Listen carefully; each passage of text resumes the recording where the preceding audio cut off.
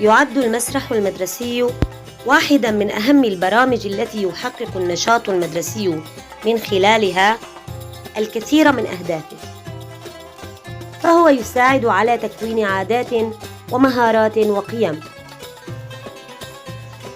اسمع يا بني، هذا البيت وطننا، فمن لا وطن له لا حياة له. وأهمية المسرح المدرسي وفاعليته تتجلى في رفع مستوى تحصيل تلاميذ مرحلة التعليم الأساسي، فالمسرح المدرسي يساعد الطلبة في توعيتهم بتراثهم وتاريخهم وحضارتهم، والتعرف إلى حياة الآخرين ومشاكلهم، وتنمية القدرة على التعبير والإلقاء، إضافة إلى علاج بعض جوانب القصور في النطق أو في مواجهة الجمهور. أيها السوري، ماذا تريد؟ لقد قررت عصافير السنين الرحيل، وأنت أيضا ما رأيك أن تهاجر معنا؟ لا، لن أرحل، لن أترك الأرض التي ولدت فيها. وأنشطة المسرح المدرسي ليست مجرد متعة لسد فراغ الطفل، بل هي وسيلة تربوية لنقل المعلومة العلمية الصحيحة وكل ما هو نافع وناجح لبناء شخصيته وكيانه. أحلامنا تزن الجبال رزانة، وتخالنا جنا إذا ما نجهل. أحلامنا تزن الجبال رزانة، ويفوق جاهلنا مقال الجهل. وهو يلعب دوره في نقل الأفكار والمعلومات بعد وضعها بقوالب درامية وحوارات شائقة، وباستخدام لغة ومفردات سليمة، مثل مسرحة بعض من دروس اللغة العربية.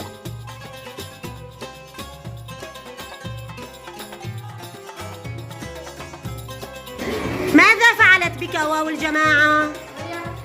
غيرت حركتك. أنت الآن فعل ماض مبني على الضم. على الفاعلين سوف أذهب إلى الفعل الماضي. هيا اذهبي. أعطني الفتحة مع السكون.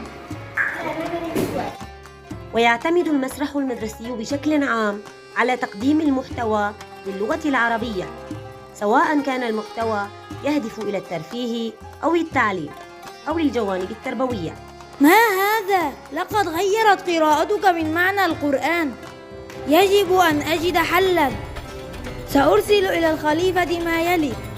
وكل ذلك يهدف إلى غرس اللغة العربية في جميع الطلاب، وتكمن أهميته في صياغة نصوص ومحتوى الدروس من خلال تجسيدها في شكل مشاهد مسرحية، مما يجعل الطلاب قادرين على التعبير عن آرائهم وأفكارهم بشكل أكثر كفاءة، باستخدام مختلف مصطلحات اللغة العربية. طلعتها ولا تراها لسر الجار تختتل.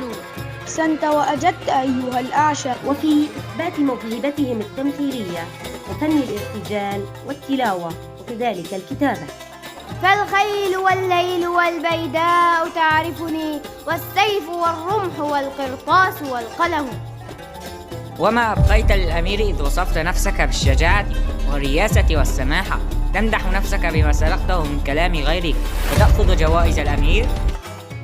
إن وجود المسرح في المدارس يعد من أهم العوامل التي تؤثر على نفسية الطالب والمعلم، لمدى أهمية الفن في استغلال اللغة، فهي تساعد على إتقان الطالب اللغة العربية واستعمال الألفاظ اللغوية الصحيحة وإبراز نقاط الضعف والقوة لدى الطالب في القراءة. وأين قرطبة دار العلوم، فكم من عالم قد سما فيها لو شاء. إن مهارات اللغة العربية كالقراءة والكتابة والتحدث والإملاء والاستماع تتكامل عند التعبير الشفوي والتعبير الكتابي، وفيه يلعب المسرح الدور الرئيس. لاخترت عينيك بلا تردد. وطن بالحق نؤيده، وبعين الله نشيده، ونحسن ونزين بمآثرنا ومساعينا. وختاما، نتمنى أن تزدهر حركة المسرح بوجود تربويين ميولهم مسرحية، يصنعون من مناهج الدراسة أعمالا تربط طلابهم ببيئتهم المدرسية. وما زلنا على عهدنا يا لغتي، يا لغة آبائي وأجدادي، يا فخري واعتزازي. إني أحبك ولن أنساك.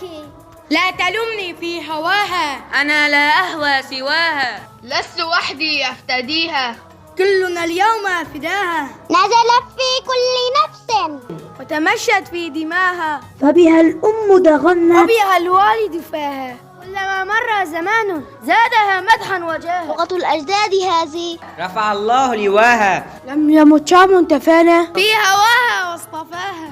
فأعيدوا يا بنيها نهضة تحيي رجاها.